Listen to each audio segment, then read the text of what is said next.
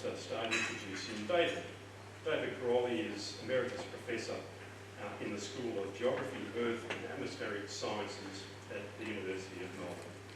He's past Professor of Atmospheric Science at Melbourne Uni between 2007 and 2018, and recently retired from the CSIRO, Australia's preeminent science-based organisation. He's a senior research fellow in the Melbourne Climate Futures, an internationally recognised expert on climate change and climate variability. And in my own little research, I googled David as you do, and found that he's responsible for 247 scholarly articles and research papers, which have been quoted 28,000 times. That's just on the University of Melbourne website. I'm sure there are others as well.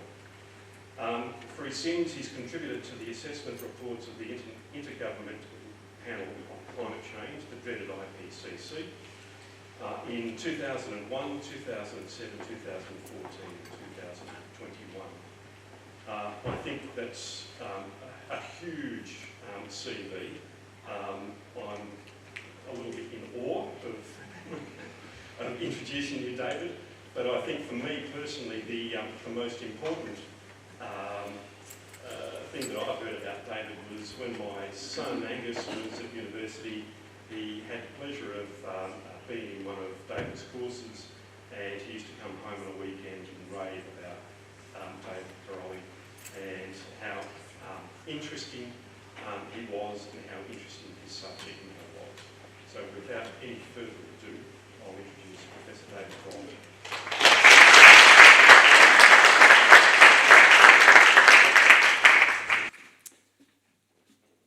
Thank you very much, Ross, and thanks to the group of people who were involved in bringing me here to Healesville. As I said to Ross, and I think I've said to Ebony as well, that Healesville is on the way to one of my favourite places, which is the hill country leading around the Victorian, if you like, Alps and mountain ranges. I used to come through Healesville going up to Lake Mountain very frequently every winter, or stop before Healesville at the wineries in the Yarra Valley. So this is one of my favourite parts of the Victorian country and Australian countryside as well.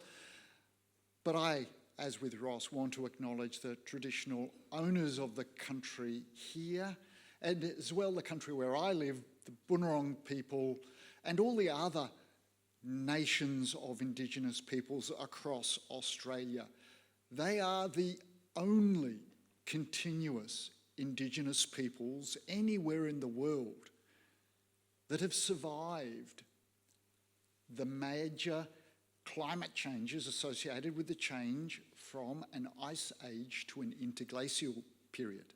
That temperature change globally was about 4 to 5 degrees, and unless we act on climate change, we will also have to survive that magnitude of change over the next 100 to 200 years.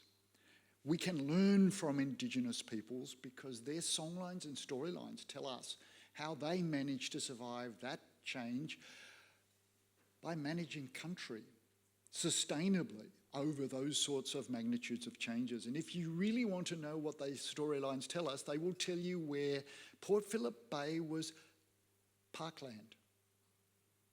And the kangaroos could be harvested from that parkland in the middle of the last ice age. They can help us understand how to manage country sustainably in the future. But before I talk more about that, because that's one of my favourite topics, I'm going to move to a whole bunch of slides. And I'm going to start with this one, which talks a little bit about what I'm going to cover. And I'm going to start with some global perspectives on climate change, and then I'm going to focus on some national perspectives, Australian perspectives, and then I'm going to focus even more, not on Australia as a country as a whole, but Victoria, and then focus in on Healesville. And then I'll probably go back to how we have to adapt to the sorts of climate change that we're already experiencing, how bad it might get, and how we can manage how bad it might get by reducing our emissions as quickly as possible. But I'm going to start by saying that I'm going to base my talk around the most recent assessment report of the Intergovernmental Panel on Climate Change. The first part of that came out in 2021. The most recent part came out in 2023, which was called the Synthesis Report. There's a whole bunch of references that I've got in the very last slide, which will be available to everyone here. The links will be live. Please don't try to download the whole sixth assessment report because it's 6,000 pages long in a smaller than 10-point font. But it's all available for free. You can get all the text and all the figures and use them. And if you really, really want to know, you can download all the questions that were put to the reviewers, or the reviewers put to the authors, and every answer to every question. There's about 100,000 questions. No, actually, there's probably more like 1 million questions that were put, but all the answers are available as well, and they've been made available. So, Secretary General of the United Nations, when the first part of the report, the science report, came out in 2021, said the IPCC report is a code red for humanity. It's probably a code red for the environment as well, but humanity is the dominant cause of climate change, and I'll talk about that.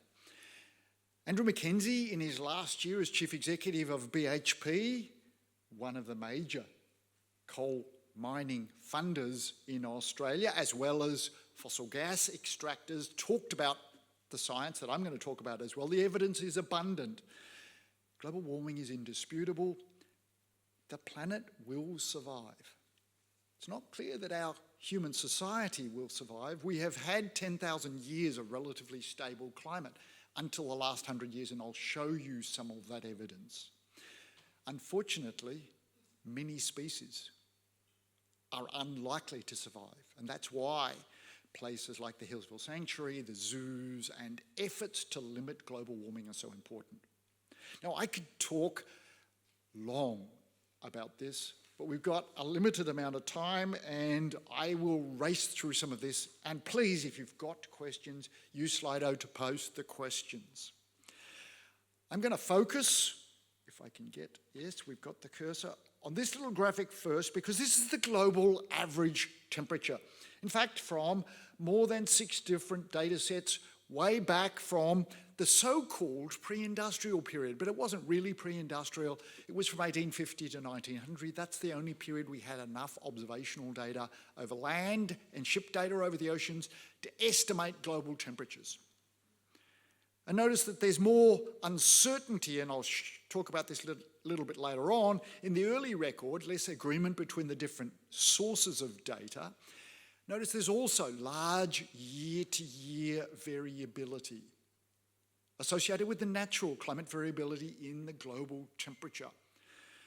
But if we look at the period, the changes since the 1850 to 1900 period on the left-hand side, that's where 0 is set.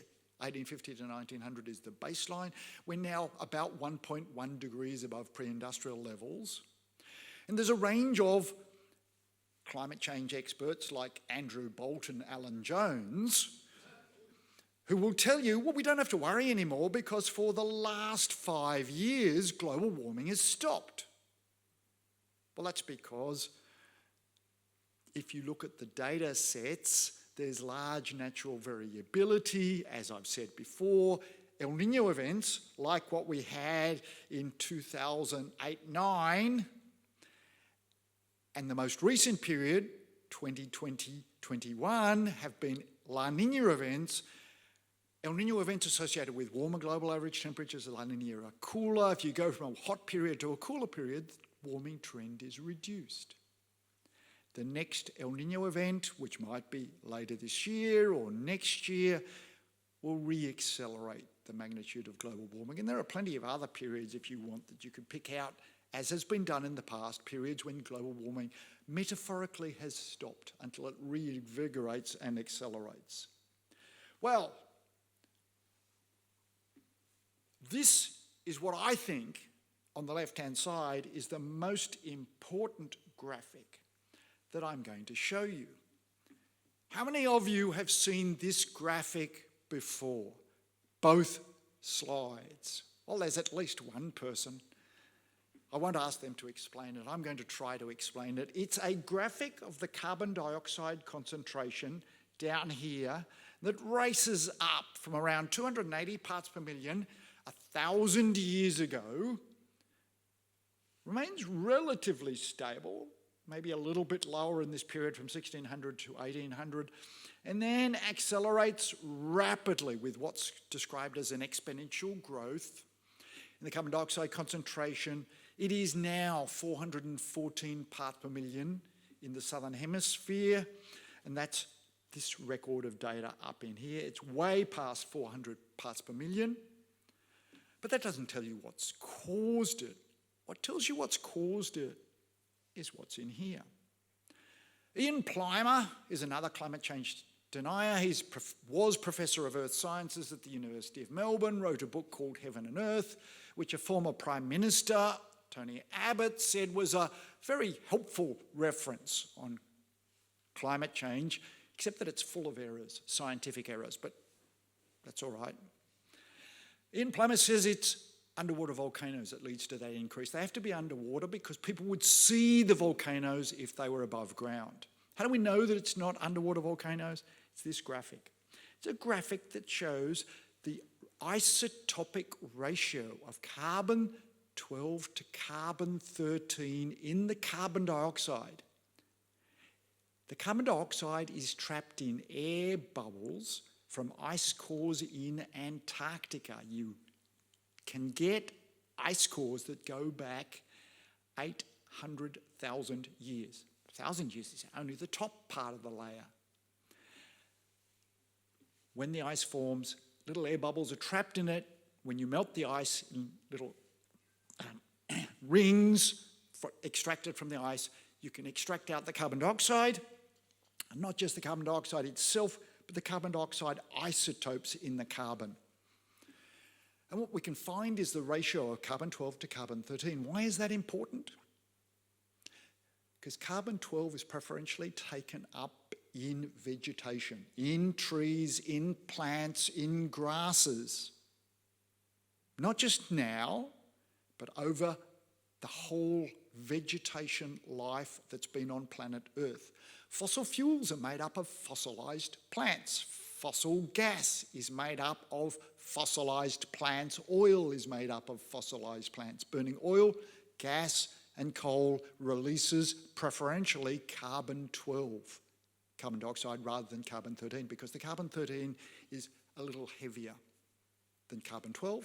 Carbon dioxide, carbon-13 is a little heavier. It is not taken up preferentially, and that's why this ratio of carbon-13 to carbon-12 has plummeted, because there's more carbon-12 in the atmosphere. The only way that can happen is if it comes from deforestation or if it comes from burning fossil fuels. Why is that so important? Because it's an absolute certainty that the dominant cause of the carbon dioxide increase in the atmosphere is due to human activity, burning fossil fuels and deforestation. We know that it's burning fossil fuels because we can also look at the carbon-14 isotope in the carbon dioxide, and that shows that's radioactive, decays. Well, it's not radioactive, it decays over time. And what we know is that it's old carbon dioxide. That's why that graphic is so important, and most of the explanation is in this part down here. I'm going to skip over that. I've spent too long, but because I say this is the most important slide, it's the one that you're not going to remember, maybe, but it is really important, and it answers many of the questions that people say, well, it couldn't have been us. Well, it was, and it will be. How do we know it will be? Because this is now the temperature record over the last 2,000 years from a range of proxy evidence, not just ice cores, but tree rings, from stalactites in caves, from lake sediments. We can estimate less accurately than from thermometers for more than 2,000 years temperatures across the surface of the Earth. the temperature records, and what is shown here is the decade-to-decade variations, has quite large uncertainties, about plus minus 0.3 of a degree. When we come to the instrumental record here, from 1850 onwards, much smaller uncertainties. What we know is the 1.1 degree of warming that we've had is much larger than at any time over at least the last 2,000 years. The most recent 20 years is unprecedented for at least 2,000 years. This is the uncertainty range. It's still up or down about 1/10 of a degree or so for that change. But we know on the 20-year average or the 10-year average that the warming will continue. So what are the major contributors? Well, there's the carbon dioxide contribution to the warming, about 0.8 of a degree. Methane's a smaller contribution, but adds about 0.5 degree.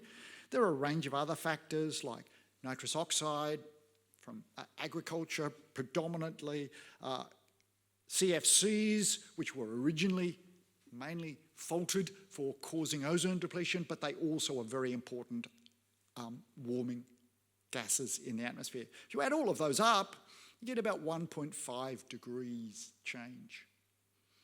But we've only experienced 1.1, and that's because there's also a cooling influence from industrial aerosols that cool the atmosphere, cause asthma, cause health problems, cause lung disease. They get washed out of the atmosphere, these industrial aerosols. If you're whatever, at Mount Donabuang or up in Healesville looking out over the Melbourne area, yes, it is hazier there than it is around here, but it gets cleaned out every time it rains. What about carbon dioxide? Unfortunately, carbon dioxide doesn't get washed out when it rains. Carbon dioxide only gets removed by natural process, by uptake in the ocean, or uptake in vegetation, or uptake in soils. And the time scale for natural processes to remove the carbon dioxide that we've added, oops, didn't want that one, I wanted this one. This extra 120 to 150 parts per million, from 280 to 410 parts per million. That's 150 parts per million. How long is it going to take to get that removed by natural processes? It's not going to be in your lifetime. It's not going to be in your children's lifetime. It's not going to be in your grandchildren's lifetime. Natural processes alone will take between 1,000 and 10,000 years to remove that carbon dioxide, no matter how many extra trees we plant, no matter what humans do, the natural processes alone will take thousands and thousands of years. This is a long-term problem. So, what about if we try to look at what's going to happen in the future? Well, let me now focus not on the future globally. I'm going to focus on Australia. What I'm going to look at is the Australian temperature variations, which is the wiggly line here for year-by-year temperatures, and the solid line here is the 20-year running average temperatures. What we've seen in Australia is a warming of about 1.4 degrees. Globally, we've only seen 1.1 degrees. Why is it warmed up more in Australia than the global average? I'm not going to ask rhetorical questions. There's a really simple reason. Most people are not fish. Most people live on land. Australia is land. The Australian land temperature is the temperature that the Bureau of Meteorology reports. It does also separately report the ocean temperatures, but it's not counted as the Australian average temperature. So it turns out that the Australian average temperature is about 40 to 50% higher than the global average, because this one is only from 1910. Well, how can we see that? Well, we can actually see it if we look at here. There's the temperature for Australia. When the global average temperature reaches 2 degrees above pre-industrial, it's nearly 3. So Australian average temperature warms at about 50% more than the global average, 40 to 50% more. How many of you heard the politicians talk about the global land average temperature? As I said, most people are not fish. We should be talking about the global land average temperature, unless you're enormously interested in fish, and some of us are, like myself, as part of your diet or as part of exploring ocean regions. But why aren't politicians talking about the global land average? Because it's a lot scarier number. 2 degrees of global warming actually means 3 degrees of warming in Australia. That's why it's really important to understand some of the basic science and understand that some politicians are trying to not mislead you, just not tell you the full evidence. So, this blue band here is a set of climate model simulations run from 1850 right up until 2020 and then into the future, using the observed changes in greenhouse gases and then the projected future changes in greenhouse gases. The hottest temperature here is in 2019, 2020. This graphic is from the 2022 report of the State of the Climate from the Bureau and CSIRO.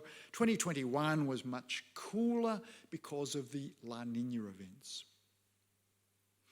2019 here was the record hottest temperature across Australia and was associated with the Black Summer bushfires in 2019, 2020. That was the hottest year.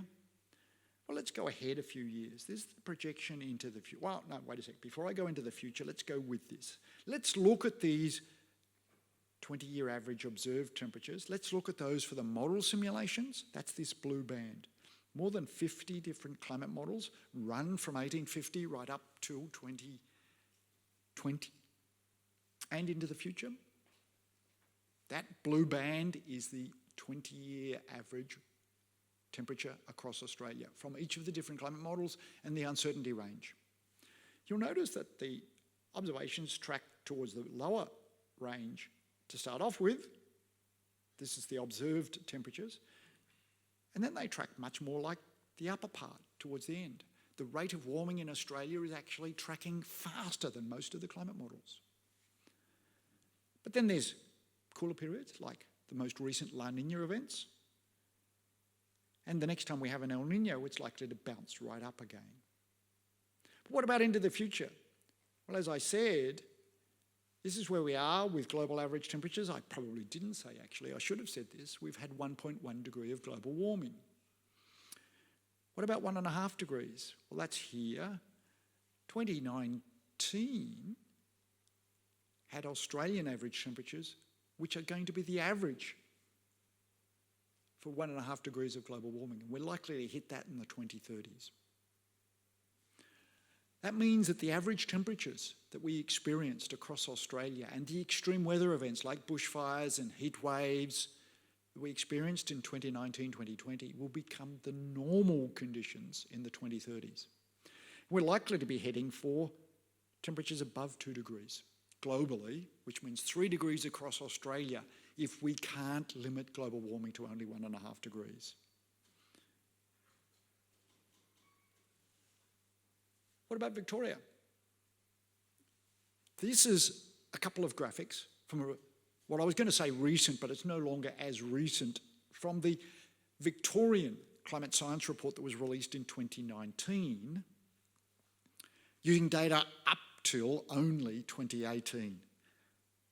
Observed temperatures in Victoria and the projections out into the future, out to 2030. The really interesting thing is if you look at the observed temperatures up to 2018 relative to the baseline for those projections, which was sort of 1985 to 2005, centred on 1995, and that's why this triangle goes from 1995, you see that the 10-year average is tracking at the worst case, is tracking at the hottest rate of change in temperatures. What about wintertime rainfall? Rainfall's much more variable than temperatures. You can see the big ups and downs. The only problem is that the wintertime rainfall in Victoria is tracking at worse than the worst case projected for the 2030s. 2030s in climate model projections from 1995 out to the present. We've been tracking at the worst case for warming in Victoria and worse than the worst case for the decline in wintertime rainfall. And we've experienced some of that in Healesville as well. Yes, we know it's highly variable. Well, let's look at climate extremes now. We know that there's been rapid increases in extreme temperatures in the most recent decade. And we see that this is, if you like, the number of days averaged across Victoria with temperatures in the hottest 1%. Now, most years have 365 days, or 366. 1% of those is 3.6 days per year. The worst, on average, 1% of days, the hottest 1% of days, would be 3.6 days per year, on average. What have we been tracking? Well, across the whole last 100 years, it's 3.6 days. But the number of days, not 3.6, but track up to much higher than that. The hottest year in Victoria was 2009, and then we had 15 days above the 99th percentile,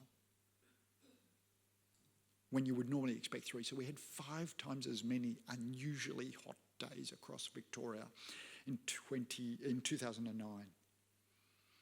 And this doesn't go right up to 2019 because the report came out before that. So,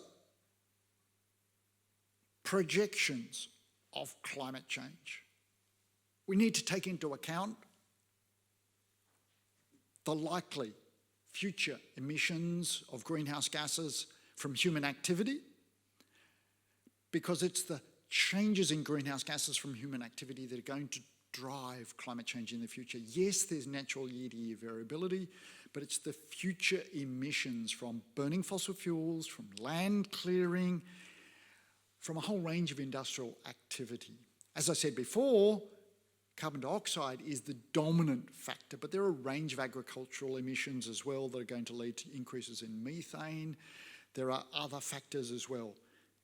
These are a range of different scenarios from 2015 right out to the future.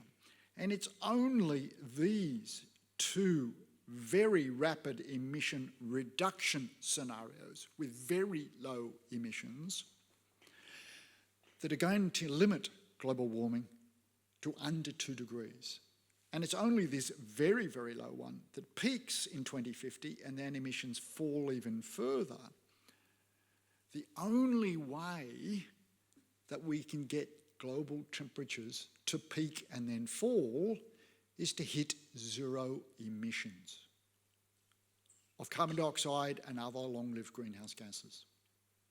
That's what this scenario says, and if we want to get back to only 1.5 degrees of global warming, we need to hit 0 emissions from human activity of carbon dioxide before 2050.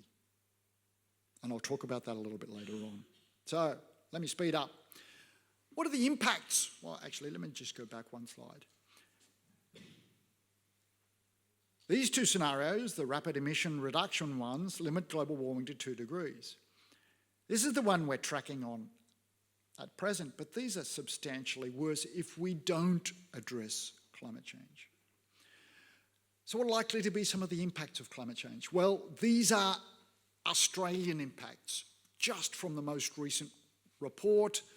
The biggest impacts are from the temperature increases, things like loss of the Great Barrier Reef. Now, it's not likely to affect you except on when you go on your holidays to North Queensland, but there are many local heat-related impacts as well. And in particular, heat-related mortality for people and for wildlife in heat waves, like what we experienced in 2019 and 2020, as well as increases in bushfires, increases in extreme weather events, are going to become much, much more common. And there's going to be impact on cities, on agriculture, on settlements. not just due to bushfires and extreme temperatures, but also due to more intensity in storms, more and worse flooding. And that's exactly what we've seen in the period from 2021 to 2023. Unfortunately, one of the conclusions from this most recent Intergovernmental Panel on Climate Change report for Australia is that there's been an inability of the governance systems to manage the climate risks, particularly demonstrated by the inability to manage bushfire risk and extreme temperatures and the flooding risks demonstrated in the bushfires in 2019-2020 and the flooding that we've experienced in 2022-23. So what's going to happen in the future? What do we need to happen? Well, if we want to limit global warming, we need to be down here.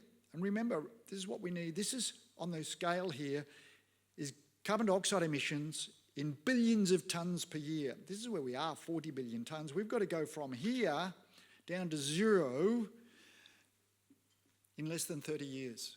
Well, maybe it'll be a little more than 30 years. Where are we tracking? Well, we're actually tracking at present up here, because this is 2015 to 2020, and actually we're tracking more like this. So let me move on. What does that set of scenarios mean in terms of temperatures that people will experience? The average age in this audience, I'm not even going to try to estimate. But I'm going to talk about someone, your children or grandchildren, that have been born in the last 10 years. They're likely to experience climate change towards the end of this century if they lead a typical lifetime of 70 years. What are they going to experience? Well, this is the very low emission scenario. This is the colours show the temperatures we've experienced already. Where are we heading? Well, we're looking at 1.5, even 2 degrees of warming, another 1 degree from what we had back here. And it's only if we can fix that and then have temperatures fall that we can limit global warming at the end of this century to only 1.5 degrees. And 1.5 degrees doesn't mean low risk, it just means lower risk than 2 degrees. So where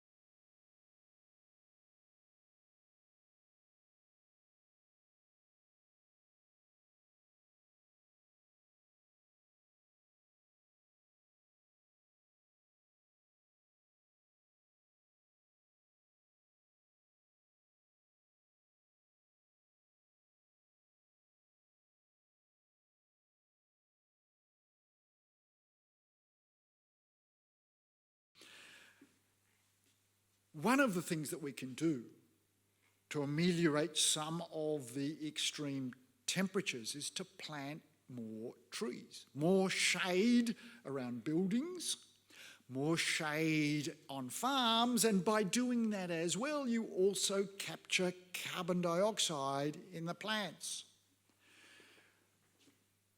We need to also improve our water use efficiency so that even if rainfall declines, we can manage these changes in water availability associated with the reductions in rainfall.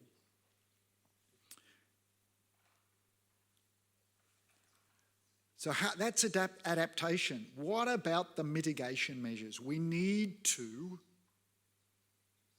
use our energy more efficiently. We need to reduce our energy use by better insulation, by more efficient cars.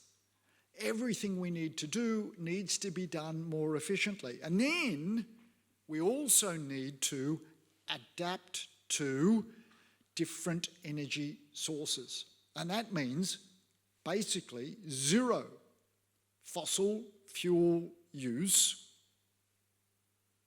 in Australia, which means you're going to need to drive a car that is powered by something other than petrol, oil, or fossil gas. Probably means it'll be driven either by recycled vegetable oils, which is possible now, or it'll be powered by electricity. Wind power for cars is relatively slow, in much the same way as it is for ships as well. But you could sail in a sail-driven car downhill from Healesville to Melbourne. It might take you a while. I wouldn't recommend it. But you can also use some of the electric vehicles powered by solar power or wind power and recharged that way. We need to change our systems of generating electricity to using solar power, wind power and hydropower. We need to improve our carbon sinks. That means planting more trees and storing more carbon in soils, and that's where agriculture is really important. And then we also need to think about lifestyle and behavioural changes. Wherever possible, we need to be aware of where carbon dioxide is coming from and being used and how to store it better.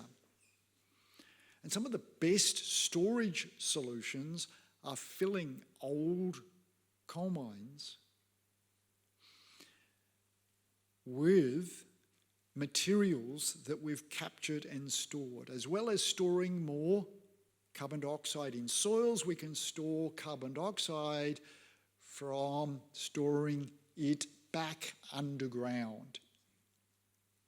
Planting trees, cutting them down, and filling coal mines with trees that have been cut down. Now that's a very, very slow and inefficient approach.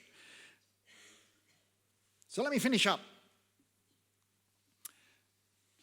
We need to think about two separate approaches. We need to manage the climate risks, both associated with the impacts of climate change, the physical changes like increases in heat waves,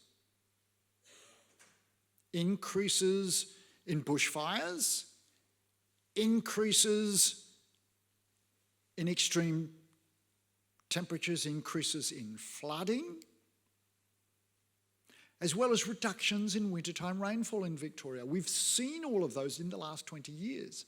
They will get dramatically worse. But we also need to transition. To limit global warming to 1.5 degrees only, we needed to act, not just yesterday, 10 years ago. There was an Australian government plan in the 1990s to limit global warming. But the political arena at that stage was that fossil fuels were important to the Australian economy. Australia emits, through its exports of fossil fuels, coal and natural gas, twice as much through the exports than it does internally within Australia. So what I showed, and I'm going to race back to this one,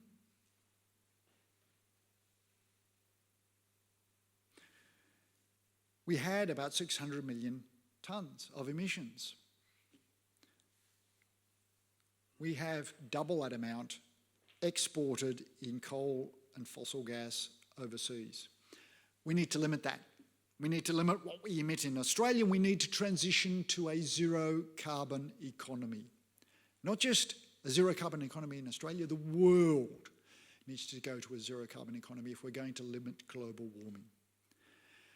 Climate change will continue to lead to significant warming, and we will get double the warming locked in.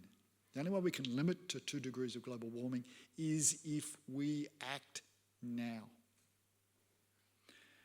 I've already talked about the major changes, the impacts that we're going to see, like heat waves, fire weather getting worse, coastal flooding, extreme rainfall, all of those things we've seen in the last 10 years. We know that in Victoria, the increases in extreme temperatures and the decline in rainfall are tracking at worse than the worst case for the last 10 years that were projected for that period. And we're likely to continue to track at that as we head towards the 2030s. I'm not a provider of good news, but we know how to fix this. All we've got to do is transition to a zero carbon economy. We know how to do it. We now have the technologies to do it. And it will lead to a safer, more resilient economy and communities and protection of natural resources, protection of biodiversity, which are all threatened by climate change. As I said before, I'm going to finish up here. I'm going to have lots of time for questions. This set of references are going to be made available, and they're all live links, so you'll be able to get to any of the material. Over to you. Okay, we have quite a few questions, and after a little bit of discussion with Ebony, I thought we'd start off with one that might be a bit of a challenge. How can we trust your opinion, David? So my opinion is not just my opinion. It's based on the assessment reports of the Intergovernmental Panel on Climate Change, because that's the reference group that I used. I did use some graphics from the Bureau of Meteorology and CSIRO in their State of the Climate reports, and the most recent State of the Climate report came out in 2022. The Intergovernmental Panel on Climate Change assessment reports came out, as I said, in 2021 to 2023. They're written by more than 2,000 people. They're not my opinion.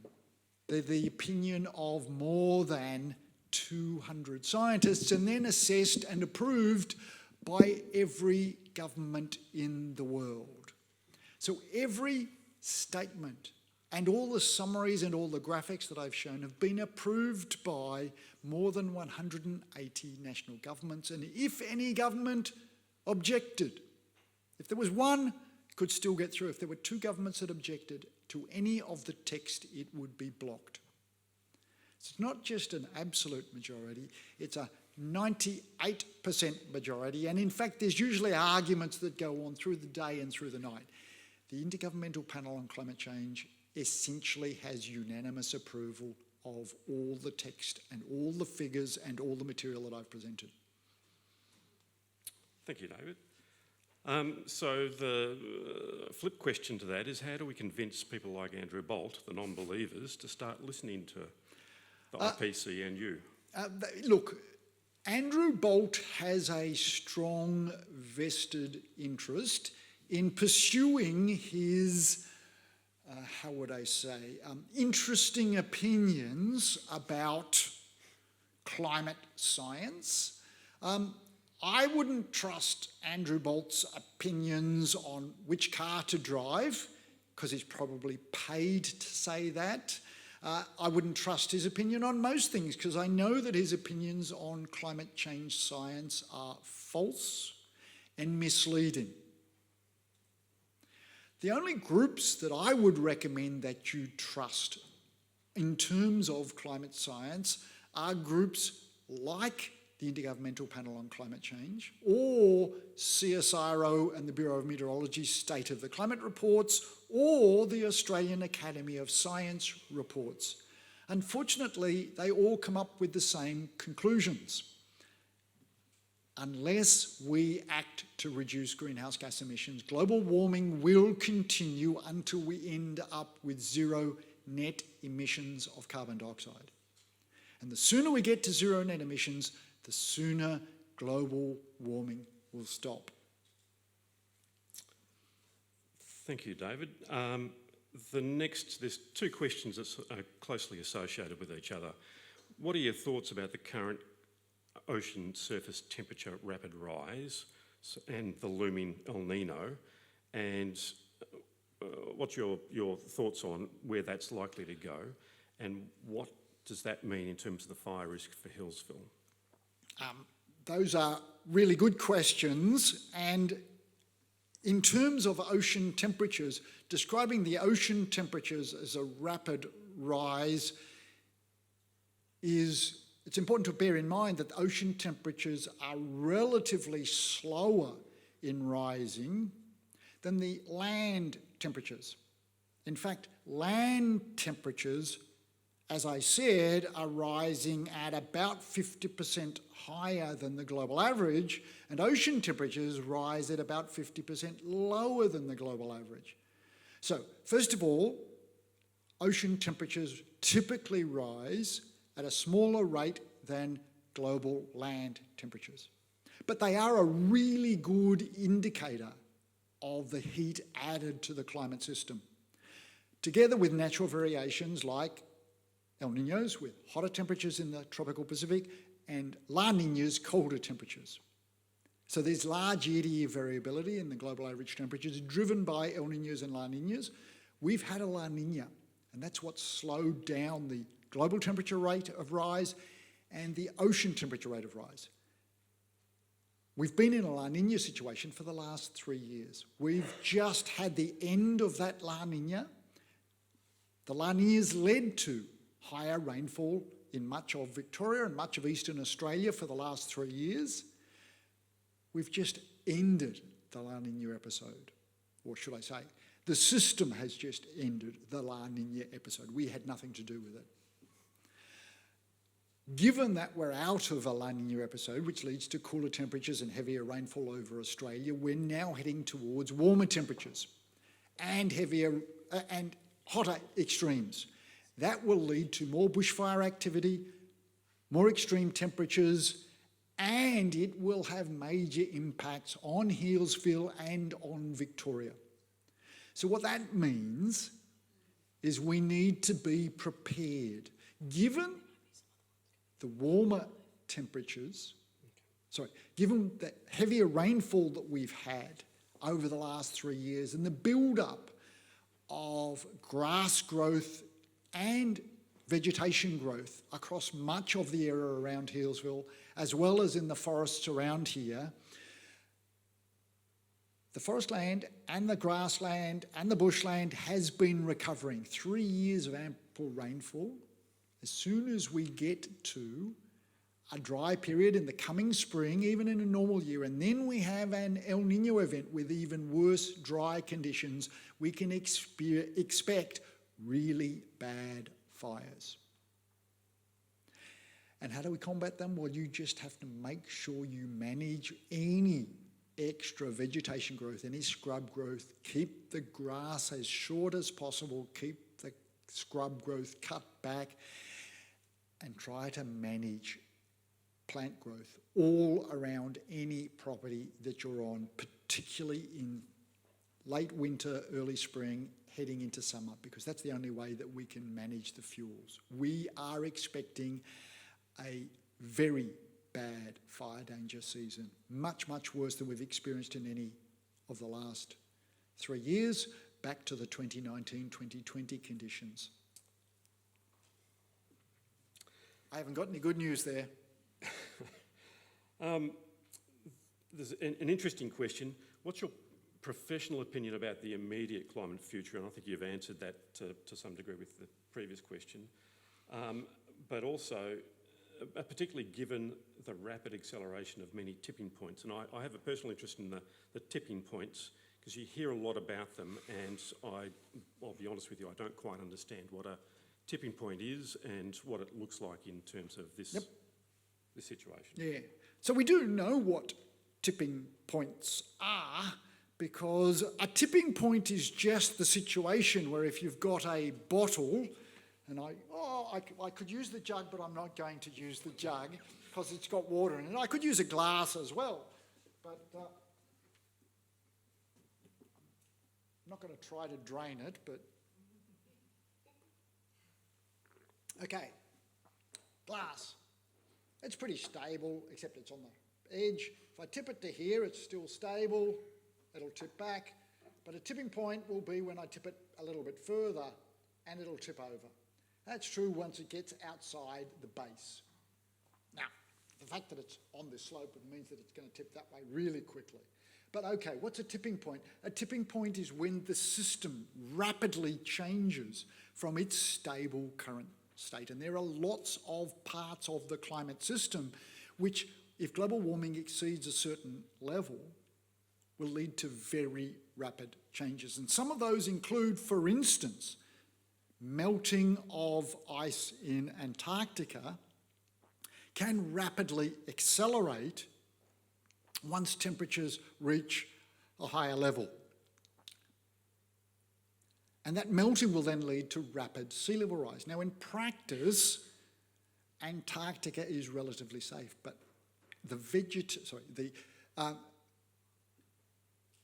existence of the Great Barrier Reef is not safe. We have already likely exceeded the tipping point for the Great Barrier Reef to collapse. We've had already massive coral bleaching in the Great Barrier Reef. In terms of rapid sea level rise, Greenland is much lower in elevation on average than Antarctica. Once its ice melts at higher levels and gets to lower levels in the atmosphere, it melts more rapidly. And once it starts to melt, we can end up with massive sea level rise of the order of 10 metres of sea level rise is likely locked in, not quickly, but for 2 degrees of global warming, if it's maintained for at least 200 years. What about polar ice in the Arctic? Well, again, it's rapidly melting already, and it's likely to lead to major ocean changes if global temperatures reach 1.5 degrees. 2 degrees, the Arctic sea ice will disappear. That will lead to changes in ocean circulation, which will lead to major changes in global ocean currents. All of these are massive feedback loops, which in some cases are not taken up well. For instance, we know that hotter temperatures have impacts on forest cover associated with more frequent bushfires. We know that hotter temperatures leading to more bushfires, leading to more carbon in the atmosphere, is a feedback loop that we're not sure when it will stop because it's not well modelled. For instance, loss of the Amazon rainforest or loss of Australian forest country along the Great Divide will all potentially lead to changes to savanna country, not forested country, given enough bushfires. None of that is good news. They're all tipping points, and they unfortunately are positive feedbacks that make global warming worse. The thresholds or the tipping points for some of them, like the Great Barrier Reef, is 1 and a bit degrees, which is where we are now. For some of the forest cover is 1.5 degrees. For some of them, it's 2 degrees. Okay. An interesting one. What was the range of temperatures that Australia's first people survived through their time on this continent? Australia's first peoples lived in the last ice age, developed their communities in temperatures that were, in Australia, 5 to 8 degrees colder than present day temperatures, because they were developing in the depths of the last ice age. That ice age finished about 20,000 years ago, but there are indigenous communities that have survived thousands of generations, not thousands, well, yeah, it is probably 1,000 generations in that ice age period, and then have survived the rapid transition, the 5 degrees of global warming from the last ice age to the present period, and now another 1 degree of global warming since the last 100 years. So they've had a really interesting experience. They're the only people that can tell us how they survived that transition from an ice age to an interglacial period. And we're now looking at, unfortunately, the same magnitude warming, potentially over the next 100 to 200 years, at 10 times faster than the glacial to interglacial transition that happened 20,000 years ago, or 20 to 10,000 years ago. And I think we might make this the last one, David, because time is marching on. But I'll synthesise a number of questions that revolve around this particular issue. What can we do as citizens, as individuals? How our ability to affect climate change is limited. Our ability to convince the powers that be, the people that can actually influence carbon dioxide and other carbon emissions, how do we influence them? What can we do? I think that there's a lot of things, and I haven't talked about things that, if you like, individuals can focus on here.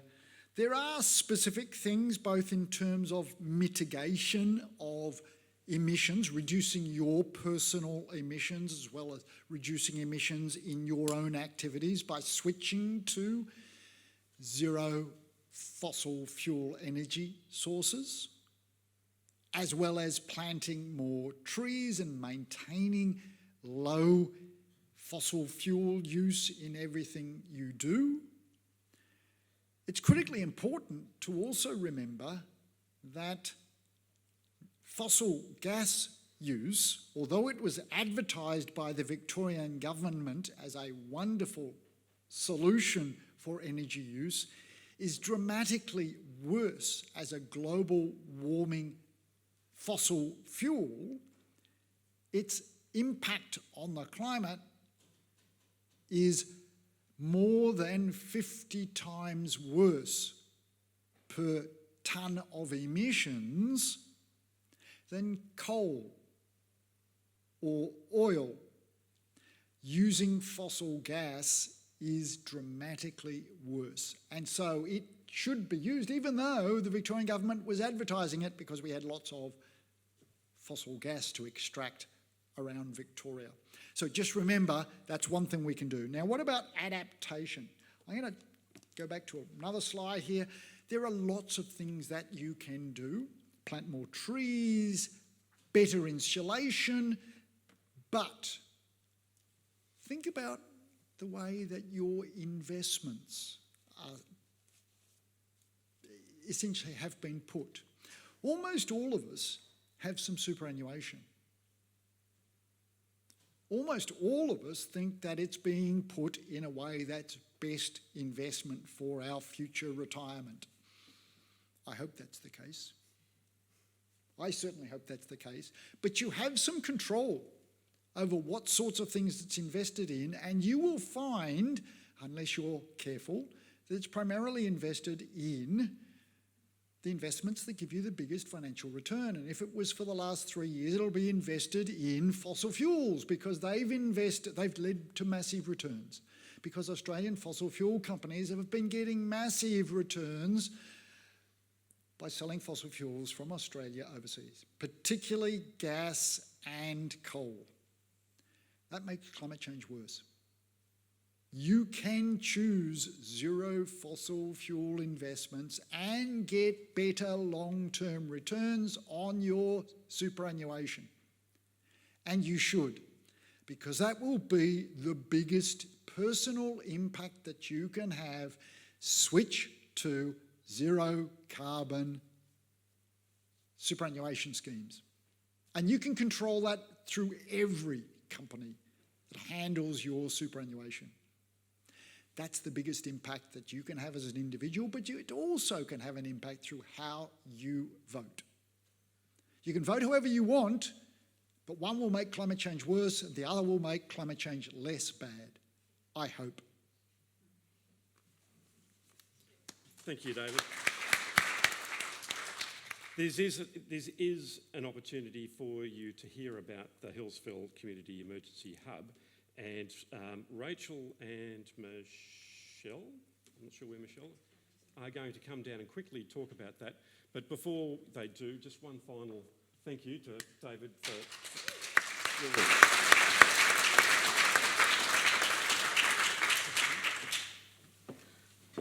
Thanks, Ross. Thanks, everybody. As Ross said, we just want to use today as a bit of an opportunity to talk to you about some of the things that we've been doing. I'm not sure how all of you are feeling after Professor Karoly's presentation.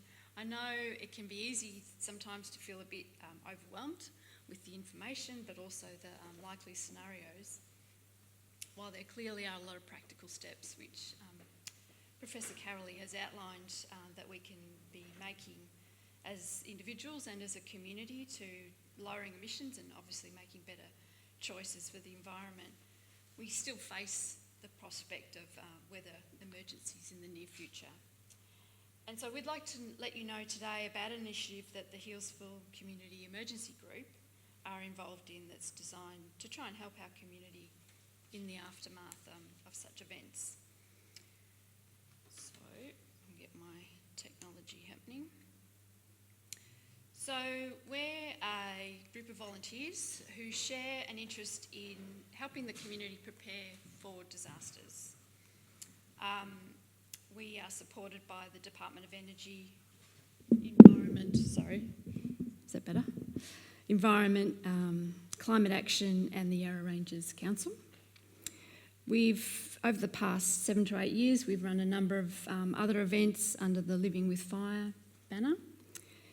So we've run some community presentations, we've run a business breakfast, we had a trivia night.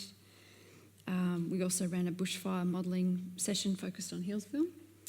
And we also set up a listening post, I don't know if any of you saw that, after the storms in 2021, where we got some feedback from the community about the impact of the storms.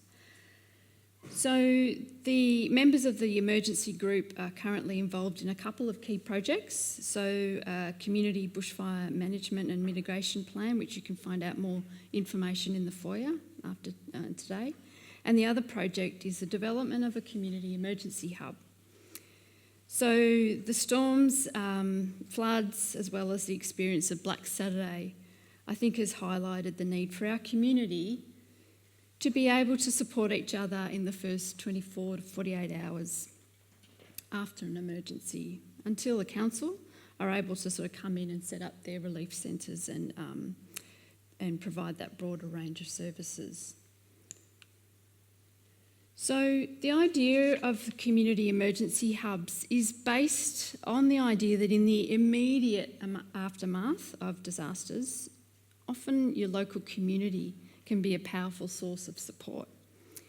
So the idea has been tried and tested in many countries around the world, and we've particularly drawn on the New Zealand experience of using these emergency hubs in the aftermath of earthquakes as the starting point for our initiative. So they're really a place for people to come together to help each other in a coordinated way.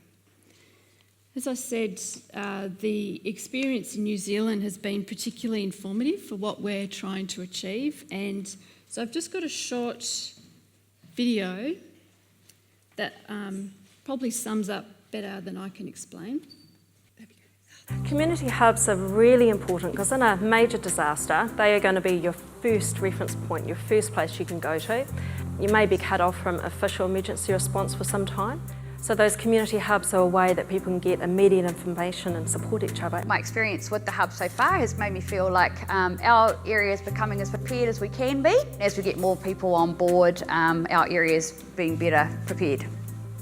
What you learn during these activity and exercise days is that you do not have to be an expert. It doesn't matter when you come along if you have no idea what to expect on the day. There's a hub guide, all the information's there. You need to be yourself and you can find the amazing skills that each person has, and as a whole we can really contribute together. And really I learnt the power of our own small community. I think the biggest thing I've learnt since becoming involved in my community hub is that everybody in the community has potential to play a role. I do feel a lot more confident and, to be honest, probably a lot more empowered to be able to feel like I can do something if an emergency happens. No matter what you think your skill set is or who you are, you can, particularly in a hub activation scenario, become very useful.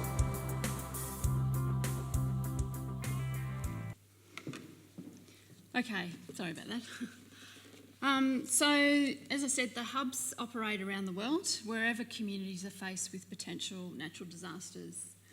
And basically they're a place where you can ask for and offer help by sharing skills and resources amongst the community, share and find information about what's happening, and also be in the company of others facing similar situations.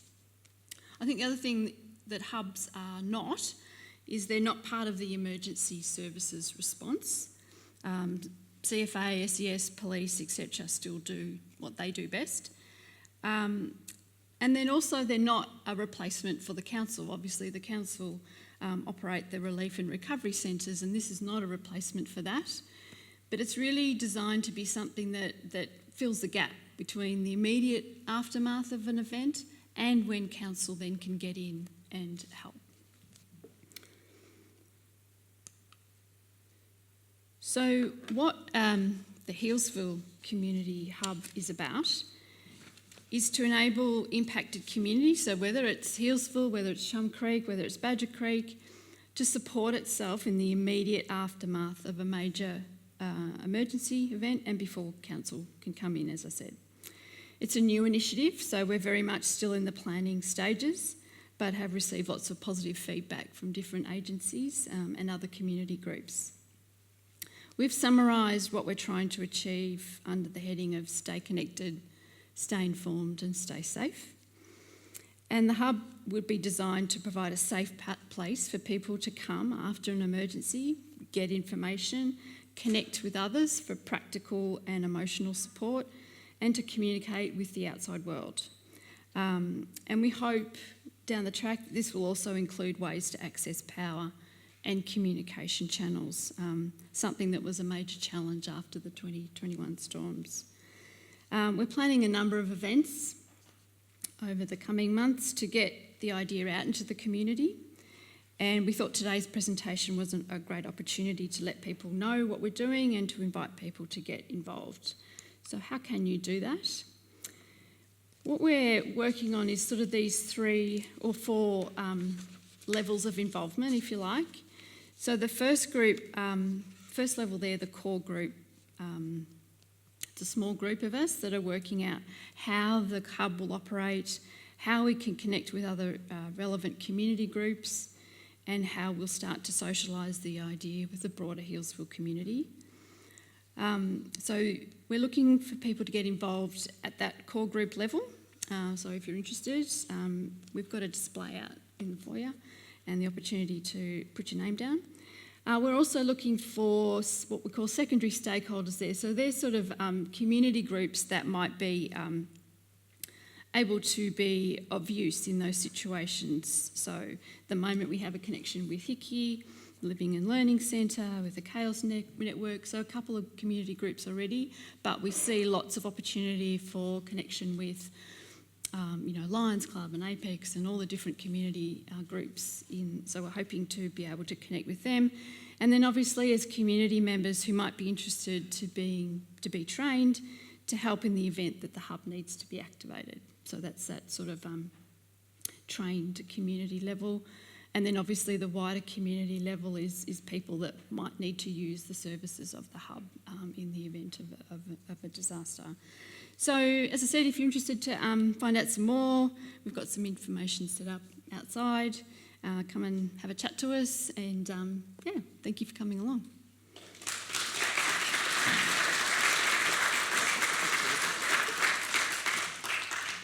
Okay, we are at the end of our sessions. Just a couple of quick things before we go. Graham George has asked me to mention that he and a group of people are putting together a bushfire mitigation plan for the area, and they're very keen to get other people engaged in that process. So Graham will be outside in the foyer after this, and if you are interested in getting involved in that process, please go up and have a chat to him. Once again, I would like to thank very much our guest, David, a tremendously fascinating and informative talk, which was much appreciated, and something that I will ruminate on for some time. And one last thing, there was a question that I didn't read out from the audience. It was along the lines of, should I continue living in Healesville? Are there better places to be? I thought I'd take that question on myself. Healesville, Badger Creek, Chum Creek, the top of the Yarra Valley, it's a fantastic place to live. We as individuals in a community can just keep on working together to continue to make it a great place to live, and things like the emergency hub will contribute to that. So let's keep at it and not despair. There's plenty of work to do, plenty of things that we can do to make the place and the world a much better place to be. Thank you very much.